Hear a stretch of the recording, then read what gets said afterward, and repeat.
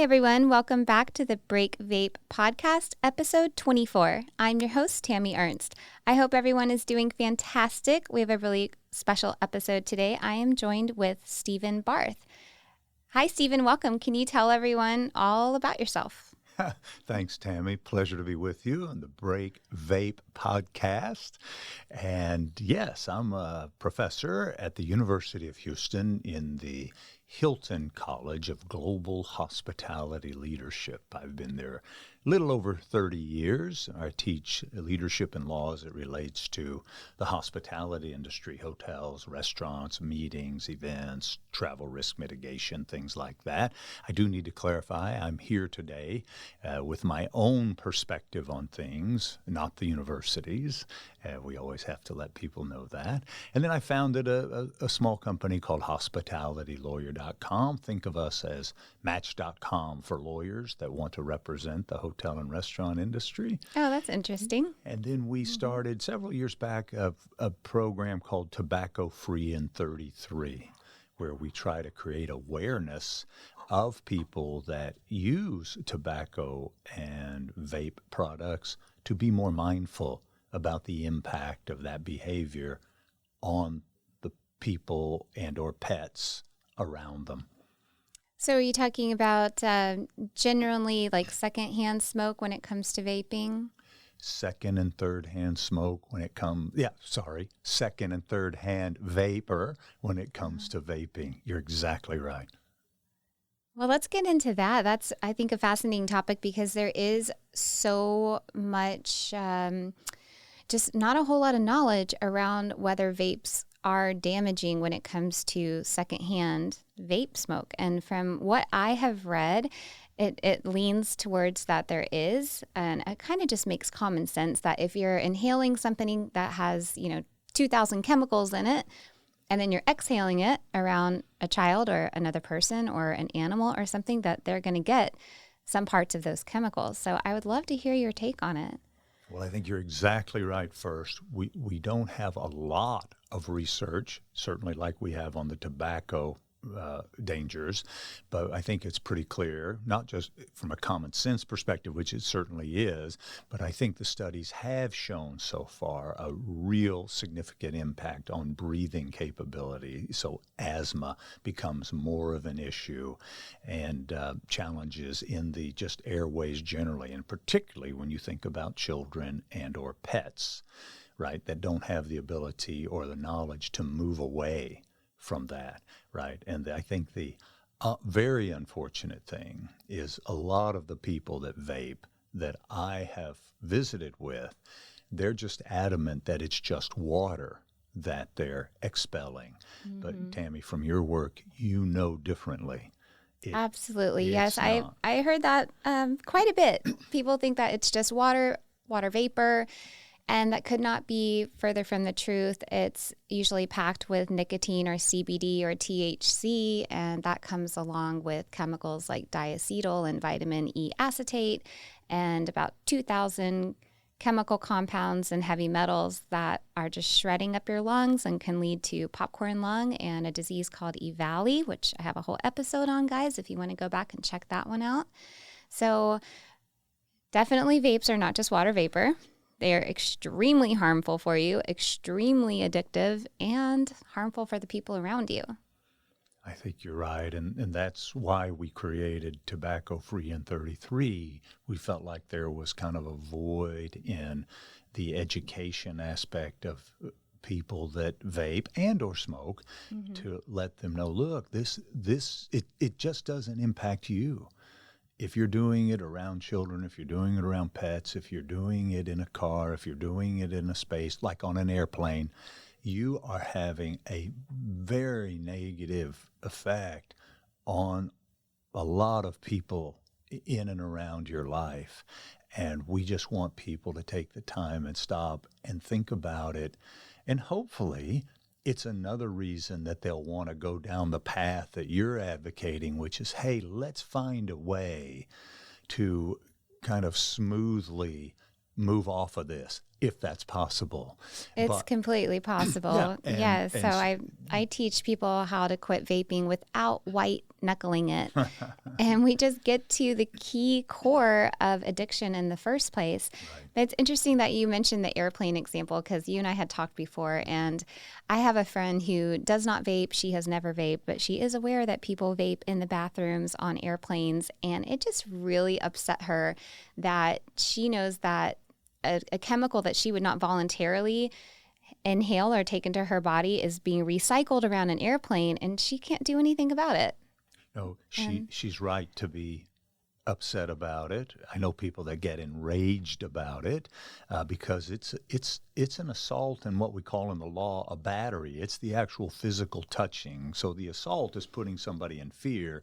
The battery is the physical touching. And when you have to breathe in, remember, breathing is not voluntary, right? True. So we have to breathe. And so when somebody is so, I use the term selfish because they really are, they're putting their needs in front of everybody else's. And it's important that we remember, because people say, well, I have the right to smoke and vape because it's my body. Fair, but as many justices in our legal realm in the United States have often said, one person's civil rights ends where another's begins.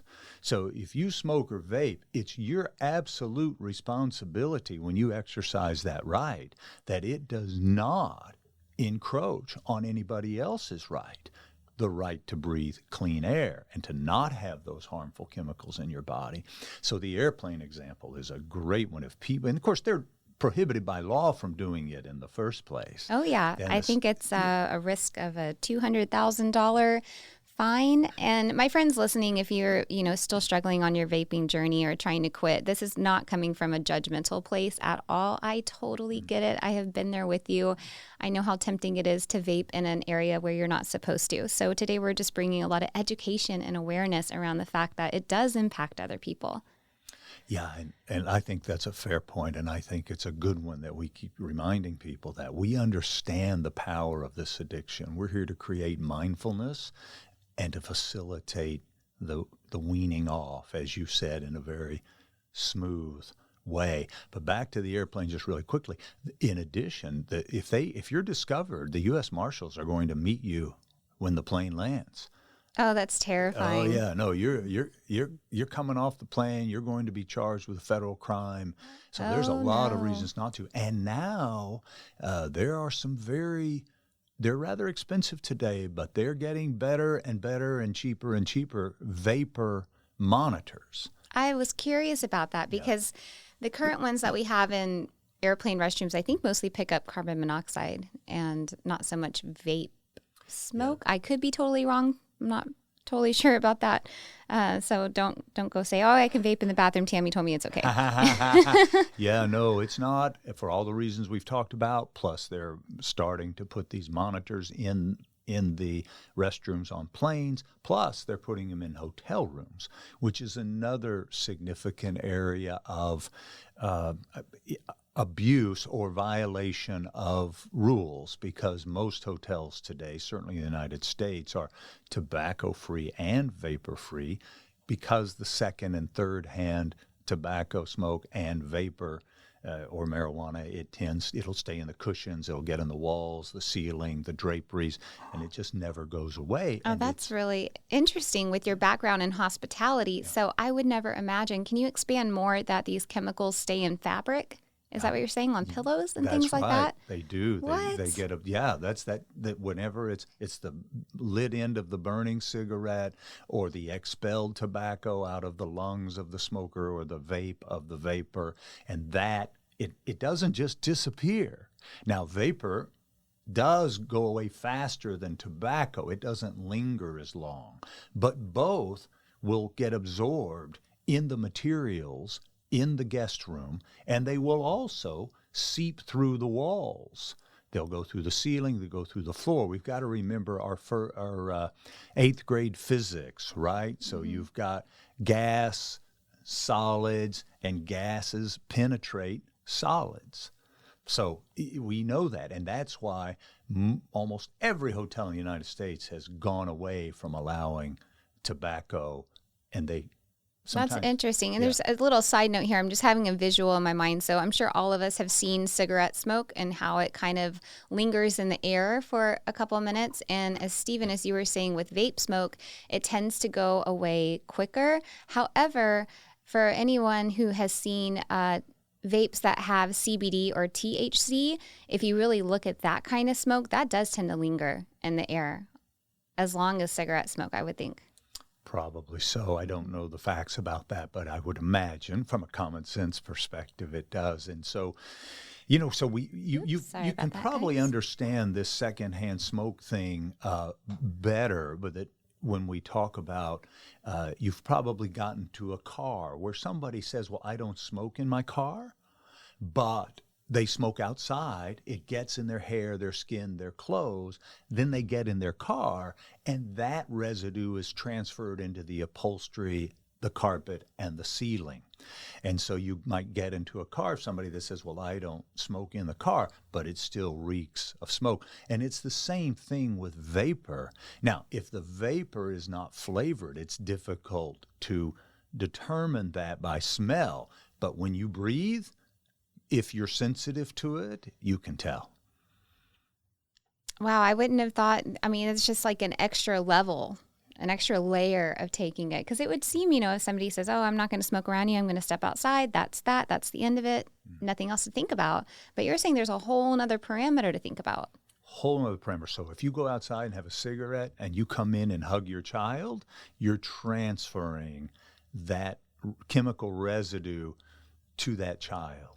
And same thing with vapor. You go outside to vape, but those chemicals, you've seen the clouds. I like to use the analogy of pigpen on peanuts. Some of your viewers or your listeners may not be old enough to remember Charlie Brown and Peanuts, but Snoopy. But they had a friend named Pigpen, and he always had a swirl of dust around him. He was a messy one. He was the messy one, and he had that swirl of dust, and that's smoking and secondhand smoke and vape and vapor. And then the third hand, of course, is where it's challenging. It gets transferred into these places. Yeah. Wow. So with Tobacco-Free 33, what kind of awareness or methodology do you use? Do you work with people one-on-one, or do policy change, or can you expand on that? It's a great question, and thank you. So we do not work with people one-on-one. Our goal is to use a little humor and kindness to try to encourage people to be more mindful of when they use these products.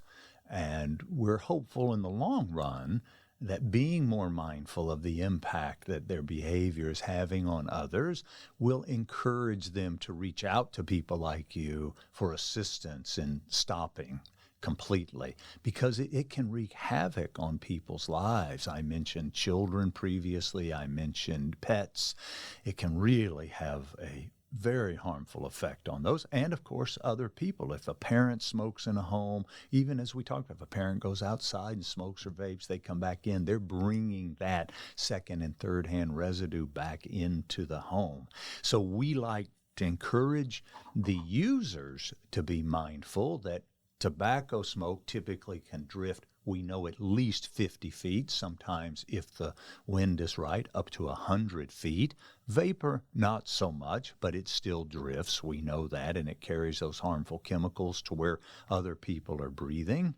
And so that's one thing. But we also like to encourage non-users to be more mindful of the harm of second and third hand smoke. So for instance, when you order an Uber, Lyft, I don't want to call out, just one, but any shared ride service that you request a non-smoking, non-vaping car and driver, right? And so that to let the companies know that this is important and we want to be mindful of our health and wellness when we're traveling or using your service. That would send a message. It just takes the numbers. I didn't even know that is that an option? When you order a ride share, to have a non-smoking or vaping driver? Such a good question. So there's as soon as you request they confirm the driver, they'll say, is there a note for the driver? And you click on that and you're able to put that note in very quickly. And I always say, please be a non-smoking, non-vaping car and driver. And sometimes they'll write back and say, well, I don't smoke or vape in the car. And I will say, please cancel, because I'm very sensitive and I'd like to, be sure I have a healthy ride. And I find that more and more drivers are sensitive to that.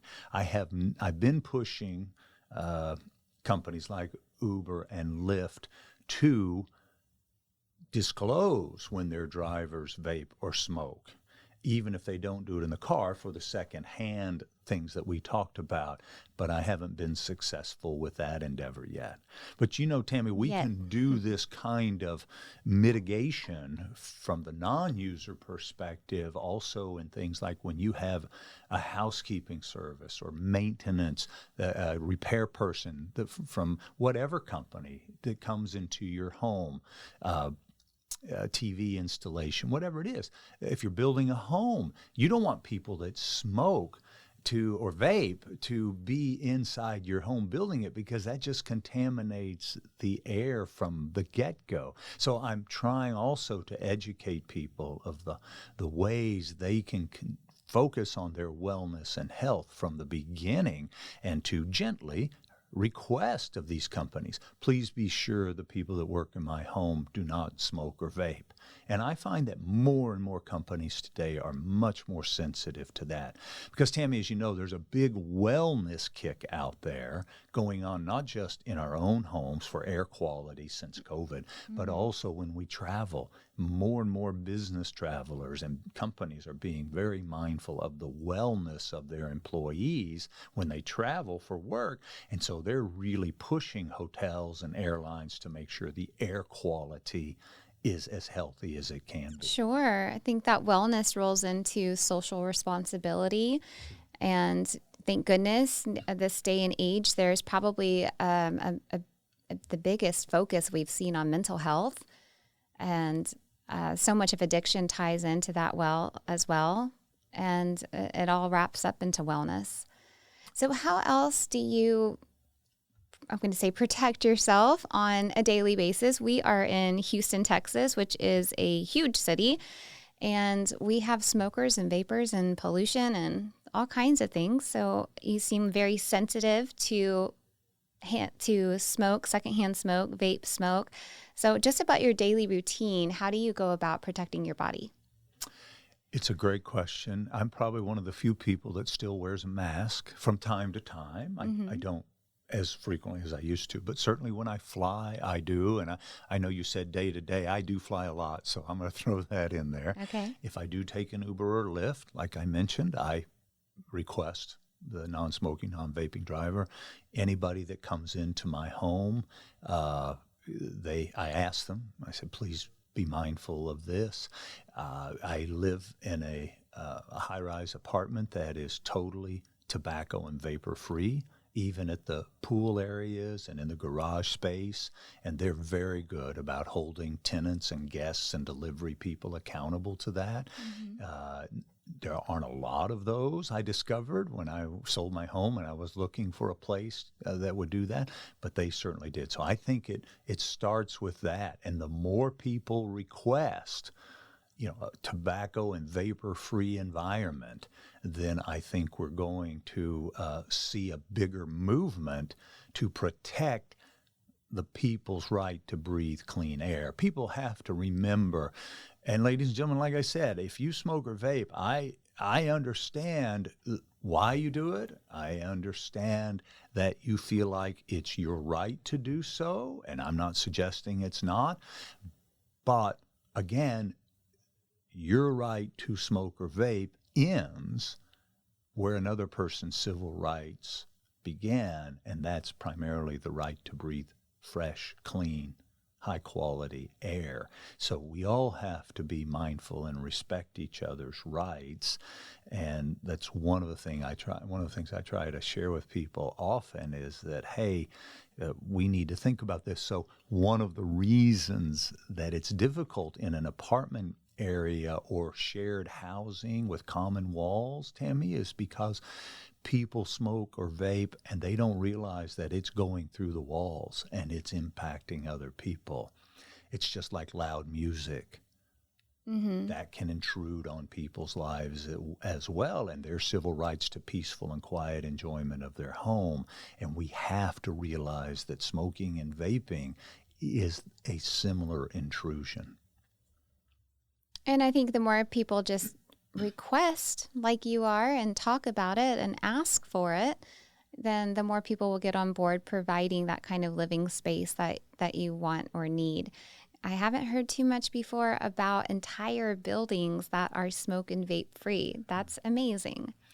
Yeah, it's good. And they're, because they're understanding, one, the harmful impact that tobacco and vapor has just on their furniture, their carpet, and their drapes, like we talked about. So their maintenance costs go down.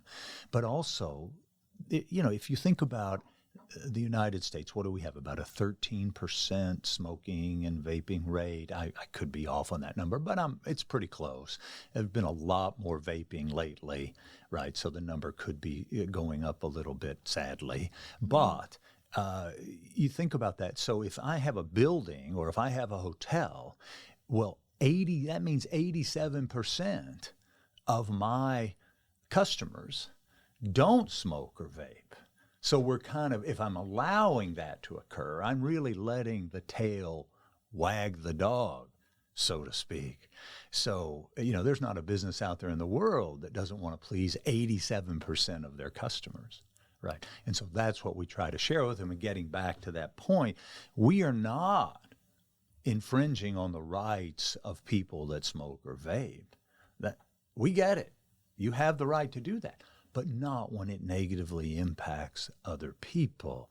And so we are not infringing on your right to smoke or vape. What we're trying to do is protect the rights of the 87% of the people to breathe fresh air. And if you go to, we talked earlier, I traveled down to Colombia a lot, and only 6% of the people in Colombia smoke. Very few vape. More tourists come down there to vape, but it's a much different environment there, and even easier to breathe and live day to day, as you asked, in a safe wellness type environment. And the vaping is everywhere. The smoking and vaping is everywhere.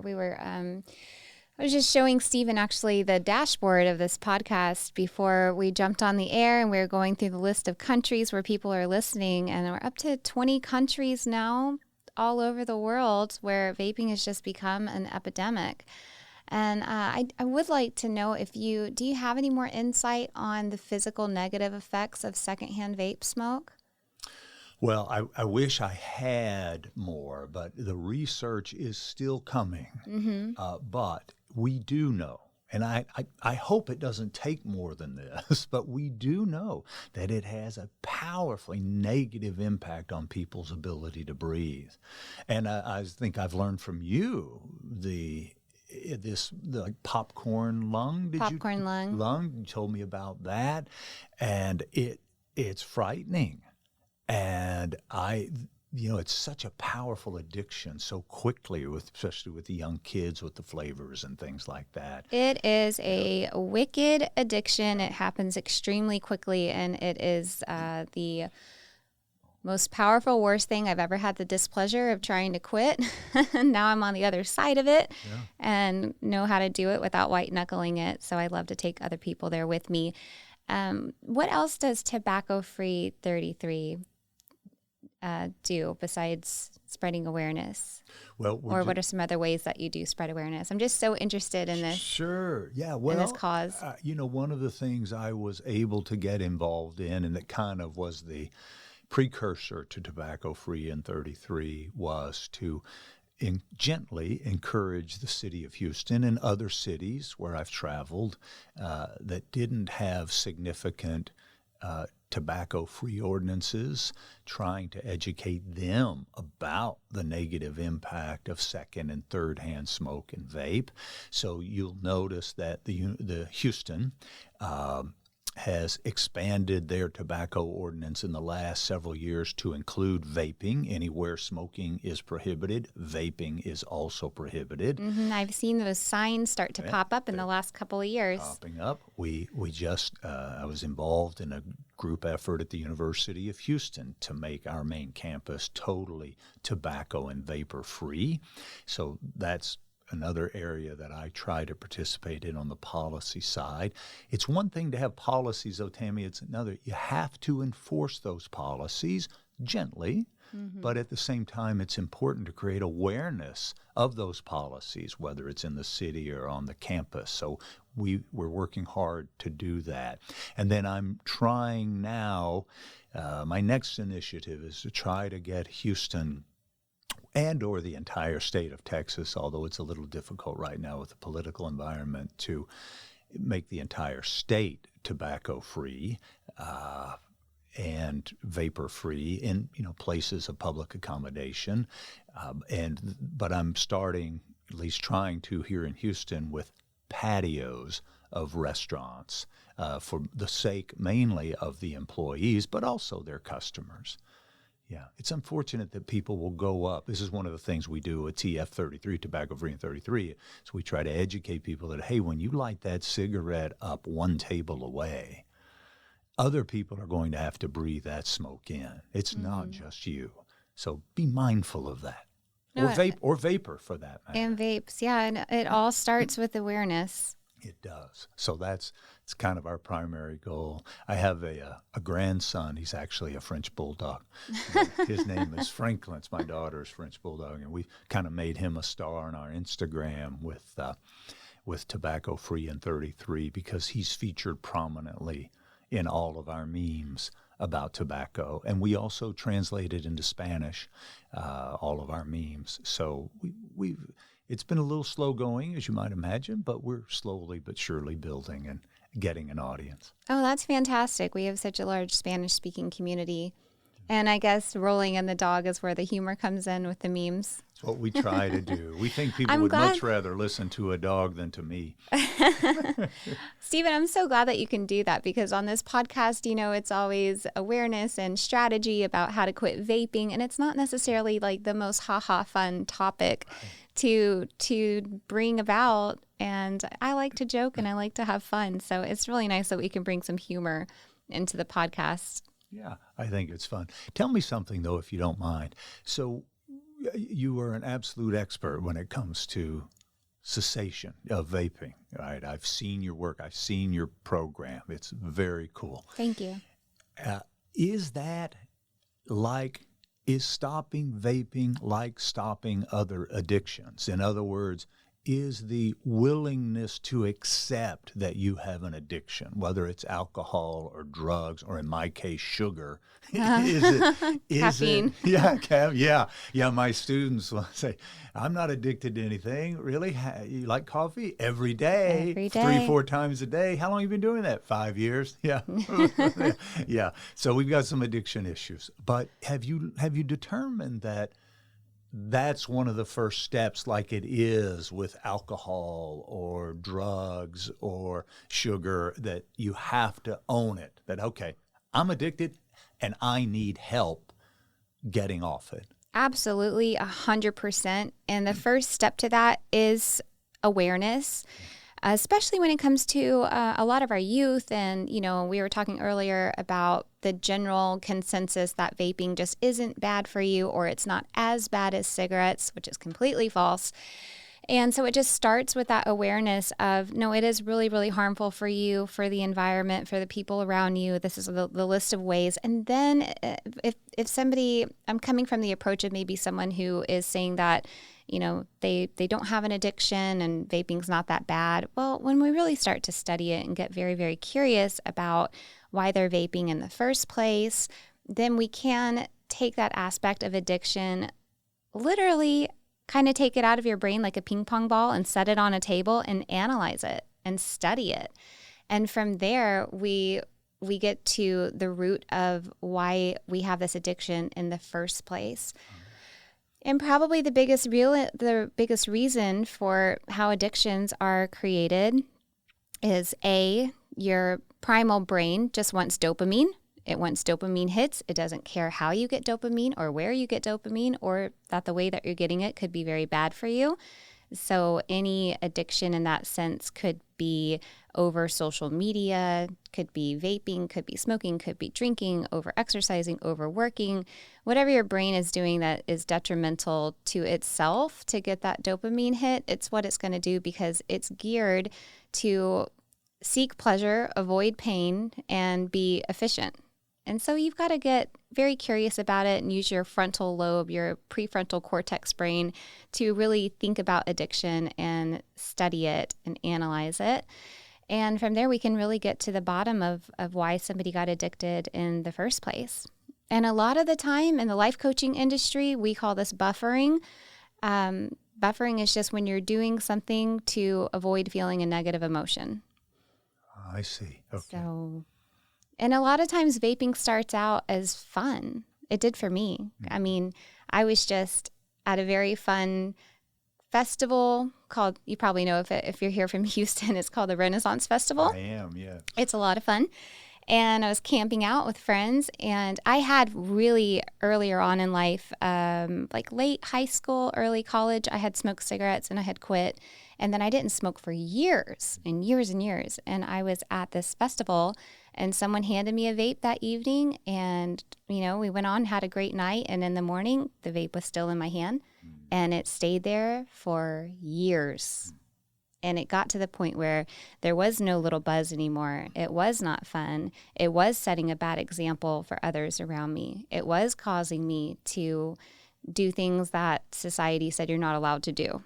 And it just became a really big problem. It does. And, I've heard, Tami, that one of the challenges with vaping is with a cigarette. You smoke a cigarette and then you go back in and you work for 2 or 3 hours. Mm-hmm. But the vaping, it's always there. It's always there. It's so convenient, which is why I think it is so much harder to quit than cigarettes and worse for you than cigarettes because, A, you have so many chemicals and so much nicotine that's packed into one vape. And then you have the aspect that it's so convenient, and it usually smells really nice, and it looks cute, and it looks fun. It has lights. I mean, it's all marketed to our faces. Sure. To be that way. So I always tell people when I'm working with them and everybody on this podcast that if you're addicted to vaping, it's not your fault. I mean, it is your choice to vape or not. However, if you have a vape and maybe you're looking at it right now, you are looking at a multi-billion-dollar addiction that was designed to get you hooked and keep you hooked on vapes. Because they want your money. Because they want your money. And big tobacco is a multi-billion-dollar industry. Yeah. Let's talk about the money for a minute because I'm interested in this. Sure. It's expensive. Mm-hmm. Have you done the math? How much does it cost for somebody to vape on an annual? Just a moderate vapor. I have done the math with a lot of people, and it varies. The very, very lowest amount I have ever seen was from a single mom who did not have a high-paying job, who was really struggling, and she was still averaging $1,800 a year on vaping products.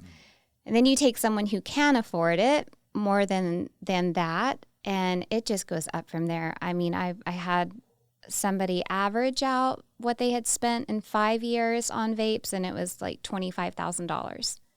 In 5 years? In 5 years, yeah. Ladies and gentlemen, if you took that money and put it into a savings account, especially today with 4.5% T-bill interest or just a CD, and if you started that, if you're 23, 24, 25, even if you're 30 or 40, that's your retirement fund. And it's going to be many hundreds of thousands of dollars by the time you retire due to compounding of interest.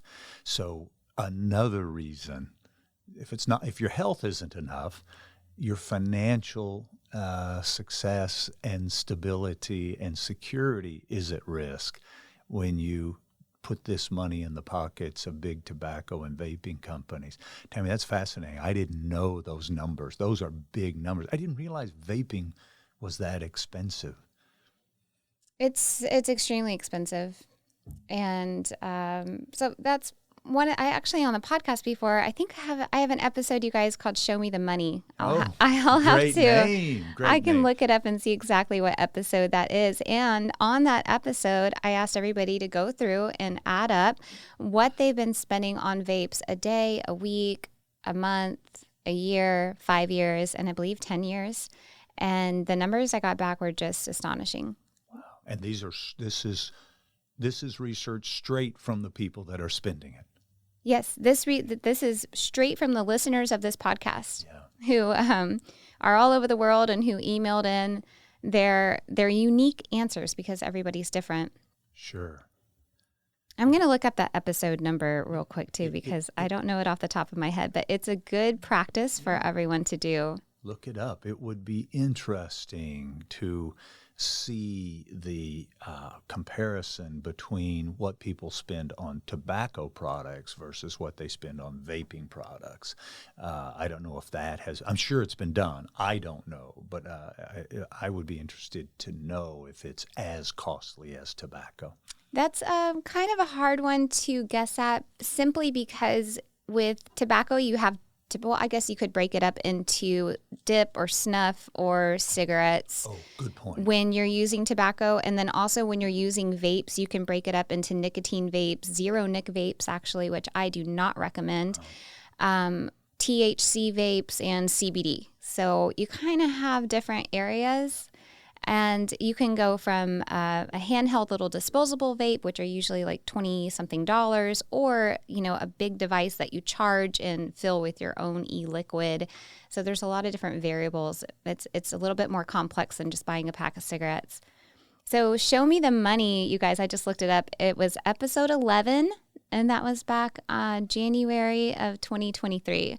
So if you haven't done that exercise, go ahead and go back and take a listen to that one and add up how much you've been spending on vapes. And then, like Steven said, there's a better way to invest that money. Much better way. Tami, it gets back to habits. Life is all about habits, and we have good habits or we have not so good habits. And as Tami mentioned previously, we understand it's not your fault, but our choices to continue or to not seek help, we have to take responsibility for that. Absolutely. And Tami has given you a path to shift that not so good behavior habit into better habits. Like instead of spending money on that can be harmful not just to you, but your children, your pets, others around you, then you can put that money in a savings account and have a much better life going forward that's much healthier for yourself. For sure. And I'm glad that you mentioned habits, actually, because the way that my one-to-one coaching program works is I meet with clients twice a week for 4 weeks, and we go through 8 sessions that are all laid out that I have proven to get people to quit vaping. And then we really crack it down and specifically and uniquely work with each person in their life. And I do that because on average, it takes 21 days to create a new habit. Correct. So I like to keep people with me for an entire month. And I'm always texting them and encouraging them. I mean, it's very, very unique and very helpful because when you're quitting tobacco, it is 72 hours to get nicotine out of your system. Oh, is that the shelf life of tobacco? 72 hours. Okay. That is, yes, the physical timeline that nicotine will stay in your body is 72 hours. So that's about 3 days. So after that, everything else is a mental addiction, and it is breaking habits and creating new ones. And when we get into the brain psychology of it, which is my favorite fun part, when you're building new habits, you're literally creating new neural pathways in your brain, and you're creating evidence for yourself that you can live a vape-free life. So the work we do is really neat, and a lot of it, we build new habits. See, I think that's great. I'm a big fan of Stephen Covey's book, even though it's 50 years old now, 7 Habits of Highly Effective People. Oh yeah, And, that's a good one. Nowhere in the book does he think smoking or vaping. He doesn't mention smoking or vaping as one of those top 7 habits. So that should tell us something. No, it's not. And Stephen, I really am so appreciative for the great work that you're doing in the world, because another aspect of smoking and vaping and any addiction. So, you and I were talking more about the physical effects of secondhand smoke. I'd like to talk for a minute about the mental effects of modeling that behavior to our younger generation. Yeah, it's. I'm a big believer that almost all human behavior is modeled to us, and it's modeled in a way to where we can either do exactly what we've seen other people do or decide that we are going to do the opposite of that and not be the kind of person that modeled specific behaviors to us. So modeling is such a big deal, especially when it comes to kids and secondhand smoke. They will see somebody vaping or smoking and normalize it. That's their normal. I think you're right on target there, Tami. And we don't have to look further to know that's true than when we see what's going on in the world today, and especially in the United States with the high levels of hate and hate crimes that we're seeing. People aren't born hating, right? They learn that. Oh, I agree 100%. 100%. So quick story on that. I grew up in the inner city schools going here in Houston. And I think if you take a room full of little kids and little babies and they're all different colors, they're all going to play with each other. Just like when I was in elementary school, we all got along. We all played together. And I just think that, going on this side tangent here, but I believe that, that kind of hatred and behavior is definitely modeled and shown to us through example. It is. The good news, I think, from that is that if it's learned, hopefully it can be unlearned. But as you know, working with the addiction of vaping, it's a challenging process to unlearn it because it's been modeled for you your entire young life. And we tend to model our parents' behavior and our friends, our peers' behavior. And so to your point about smoking and vaping, we do see that a lot, and it's a problem for us. And people need to realize that they're not just, like we talked about throughout today, it's not just themselves that they're creating this harm for. It's the people in their realm as well, because they're seeing that behavior, especially the younger, impressionable people. And if you act like it's cool or you think it's cool, and they're going to see that and they're going to think it's cool. Think about the Marlboro Man. Oh, yes. And Joe Camel. Joe Camel. Remember Joe Camel for you kids, guys? right. Yeah, guys, if you don't know who Joe Camel is, Camel cigarettes used to have a cartoon character called Joe Camel, and the tobacco industry got in some trouble because they were purposefully marketing this cartoon character to children. And the company Juul has gotten into buku lawsuits for doing basically the same thing, but in today's day and age, where they were specifically marketing online tactics to our youth. And that's a whole nother episode. It really is. That's a whole nother tangent to get me started on big tobacco. Well, the other thing they're doing, Tami, is you're in all the streaming services and a lot of the new content in the streaming services like Netflix, Amazon Prime. In the period pieces, the historical pieces, you'll still see cigarettes, unfortunately, because they're trying to make them quote unquote realistic. But what you're also seeing in the more modern day settings are people vaping. Oh, yeah. And pop culture. Even people that are pregnant that are vaping. And I have no doubt, I do not have evidence of this, but in my mind, I have no doubt that the vaping companies are paying to get their products in those episodes. My feeling, because that's what tobacco did. Yeah, I wouldn't doubt it. And vaping is in pop culture. It has no business being there, influencing our kids. And you mentioned someone that's pregnant. It breaks my heart because I am in so many social media groups where I'm watching people try to quit. And there was one story, she was a mom and she's pregnant and she's trying to quit and she just can't. And so I'm giving her all this advice, and that is how strong this addiction is. It's completely doable to quit. It's 200% doable and you're 100% worthy of quitting, but it is a process and it takes some time. And then back to the modeling real quick.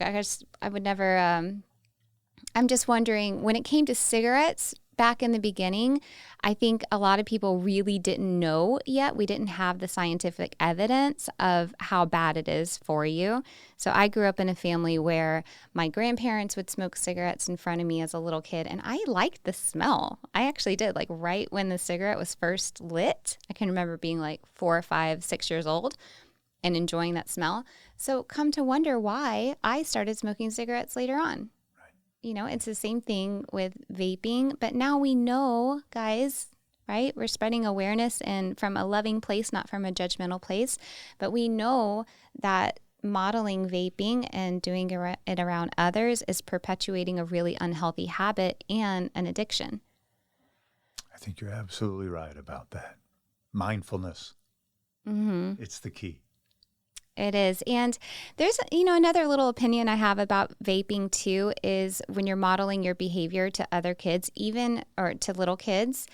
And I was guilty of this too, guys. I'm a mom. I used to vape in front of my daughter, and looking back, I'm just, how could you have done that? But when you're addicted to it, you will make any excuse to keep doing it. True. And I have a theory that if you are addicted to vaping, smoking, or anything else, even if you're not modeling that addiction in front of a child, you still kind of are. They might not see you do it, but they're getting the version of you that is displaying stress and anxiety that you have from that addiction. I think that's a very good point. They see you go outside. They see the anxiety before you go. They see you come back in. They see that behavior. And they think it's absolutely okay. Yeah. And back when I was vaping, and I would say, I really shouldn't do this in front of my daughter, but she's so little, she's probably not going to remember. And I thought, the one reason that kept me addicted to vaping is I thought it helped with stress and anxiety. And I would think, I'm stressed out, I should vape. And then come to find out, nicotine does that entire dopamine hijack in your brain, and there's just so many other reasons that vaping causes stress and anxiety. And I just, I really wanted to safeguard my own happiness and not choose to do something that is going to stress me out. So I think another big part of the work that I focus on with people is how to quit vaping so that we can manage stress and anxiety in a healthy way without the crutch of an addiction. Yeah, and for your listeners, I would encourage you, if you are using that because you do think it's managing stress and anxiety, there are other healthier ways to do that, as Tami just said. Short bursts of meditation can really help. Understanding emotional intelligence, which is all about self-awareness, self-regulation, can really help you. And, of course, a big part of emotional intelligence, Tami, is empathy, understanding the impact of your behavior on others. Absolutely. And I'm excited to get into this because, you guys, Stephen has an entire book on emotional intelligence. Can you tell us about that? Well, to be fair, there are lots of people that have written extensively about emotional intelligence. And so what I did is I took what I felt like were the practical aspects of emotional intelligence and put it into an ebook called Intelligent Emotions, right? Because I do think it's important that we all be mindful of our emotions and the impact that they have, not just on us, but on others. And of course, with the caveat, Tami, I wrote that book when I began teaching about emotional intelligence because I've learned in my life that we teach what we need to learn the most. Oh, yes, 100%. So I was very fortunate. As a matter of fact, my nieces and nephews, sometimes when we sit around at Thanksgiving, they'll all say, hey, if there was one thing you could have done earlier in your life that you think would have made an impact, what would it have been? And, my brothers might say, save more money or not borrowed that money, right? And but I quickly say, I wish I would have learned about emotional intelligence when I was in my teens and 20s. It would have made an enormous impact. I actually tell my audiences when I speak that this has the power to change your destiny, and it really does. And so it's all about self-awareness, self-regulation. It's all about empathy, and it's all about using your emotions in a different way, and then also reading the emotions of others. Just a quick example. If you're driving down the freeway and somebody cuts you off, right, what's your first reaction? No sign language, please. Because if you drive in Houston, you deserve combat pay. There's no question about it. But yeah, you have to be an aggressive driver to get anywhere. In this city, I would say your first reaction is to be irritated. We get irritated, but why? So this is a person we've never met before.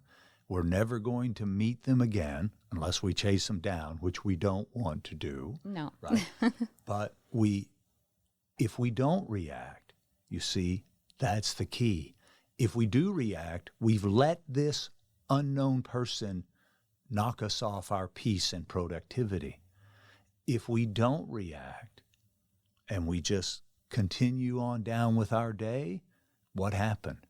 Nothing happened, because it's our reaction that gives significance to the events in our lives. I agree 100%. In fact, I was watching some of your videos on YouTube. So you guys, Stephen has a presence online.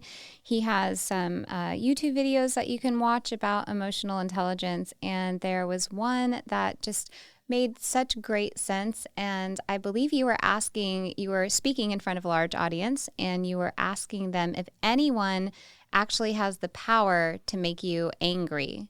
Did I misword that? Or No, you said it exactly right. Does anyone have the power to make you angry? And half the audience typically will say yes, because they get road rage, they get angry, or the computer, they get frustrated and they beat up their computer. But no, nobody has the power to make us angry or frustrated unless we let them. I believe the verbiage that you used, which I think is incredible, really resonates with me, is people have the ability to create a circumstance in which you can react to. Right. Can you expand on that? Yeah, they'll create circumstances. They'll create those aspects where they cut you off on the freeway, or they'll yell and scream, or in my case, they'll smoke around me. Right? That's my trigger, and I have to remind myself, look, slow down, don't react, right? Go on down the road. You're focusing on tobacco-free and 33 to make your impact, right? It's like driving. You are not going to teach other people how to drive by flipping them off or yelling and screaming at them. If it's that important to you, you need to join the highway patrol, right? Because then you could have that impact. But the best thing you can do is to learn to not react to those circumstances. And because if we don't react, nothing happened. And I found that to be extraordinarily powerful. And that's another way to reduce that angst and that stress, so you don't feel the need for that vape or that cigarette, is by just reminding yourself, this person can't impact you unless you let them. And it's whether or not, if somebody calls you a bad name or if somebody criticizes you, it's all the same. But you have to establish that initial foundation for yourself, that you believe in yourself. And that takes work. Oh, I was just thinking that. I was just about to tell everybody that is a skill. Emotional intelligence is a skill that we are not often taught as a broad society. We are taught to escape our feelings, not pay any attention to them, to buffer, which leads to addiction. And it's a very rare skill when we are blessed to have someone in our lives that will teach us how to feel our feelings and how to manage our emotions and how to take responsibility for emotional intelligence. It's absolutely a skill. And when you first start learning it, it is like going to the gym for the first time. It's a very good way to put it. Yeah. A lot of people, Tami, think, well, emotional intelligence is becoming an emotional robot, not feeling your feelings. But you are exactly. The opposite. It is the opposite. And it's a skill, guys. I've had to do this work on myself, and I'm not perfect by any means. Yeah. I'm always a work in progress. And that's just part of the humility. It's just part of the deal. That's exactly right. I live it and teach it and breathe it every day, and I still have my moments.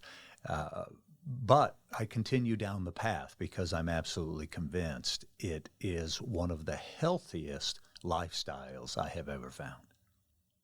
Well, and there's so much good to come from that and in the work that you're doing and helping others. Thank you. We're trying. Well, it's been so great to talk to you. Is there anything else you want to add to the podcast today? Tami, this has been wonderful. I've learned a lot. And I want to thank you for the great work you're doing. If with your permission, I'd like to put your information out on the Tobacco Free in 33 website and on StephenBarth.com so that we can let people know about this terrific resource and help they can get to stop vaping. Oh, thank you. Sure, I would be happy to. And I just want to tell everybody again, Stephen has this ebook. I was just reading it last night. It's very interesting. Intelligent Emotions on Self-Responsibility, Owning Our Emotional Power, and Changing Our Reactions. And then he also has Tobacco Free and 33. Can you please tell everybody where they can find you and how they can get a hold of you? Sure. Today, it's fairly ubiquitous out there on the web, but you can just Google Stephen, Stephen, Barth, Barth, and I'll pop up. And then you can find me and send a message at StephenBarth.com or HospitalityLawyer.com would be the two primary places. They both have contact forms, and feel free to send us a note there, and we'll respond. We'll look forward to hearing from you. Fantastic. And guys, if anybody wants to reach out to me for coaching, I really hope you do. Last episode, I was telling you guys that the podcast is all around the world now, and I have you guys emailing in from all over, and every time I see one, it lights me up from a place of service. I'm so glad that I can help you guys become the person that you want to be, living a vape-free life. And time zones and currency exchange doesn't really seem to have any effect on it. So I think it's fantastic. You guys, please email in. That's hello@breakvapes.com. Once again, that's hello@breakvapes.com. I hope you guys all have a fantastic rest of your week. Stephen, thank you again so very much for coming on the show, and I'll see you guys next week.